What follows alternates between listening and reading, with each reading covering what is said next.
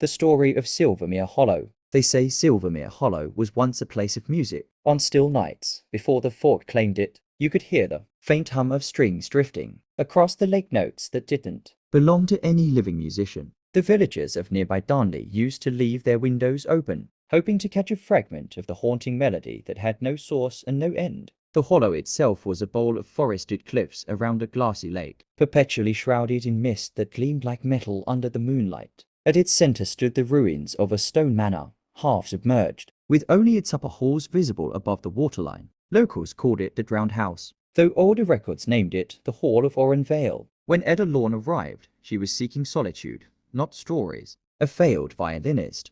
Her right hand had stiffened after an accident, and her career had ended as abruptly as it had begun. She rented a cabin overlooking Silvermere, hoping the quiet might still her restless mind. But the first night she slept there, she woke to a sound that made her blood run cold. Violin music, slow and sorrowful, weaving through the mist like a whisper. She rose, trembling, and followed it to the lakeshore. The moonlight poured silver over the water, and she saw ripples moving outward from the center, as though something had just submerged. The melody lingered, echoing from no direction and every direction at once. The next morning, Ada asked the shopkeeper in Darnley about the sound. The woman only shook her head. "It's best not to listen too closely," she said. "The hollow keeps what it loves." But Ada couldn't stay away. Every night, the music returned, and each time she found herself drawn closer to the water's edge. One night she brought her violin, the one she hadn't touched in years, and tried to play along. Her hand faltered, but the melody answered her mistakes, almost guiding her,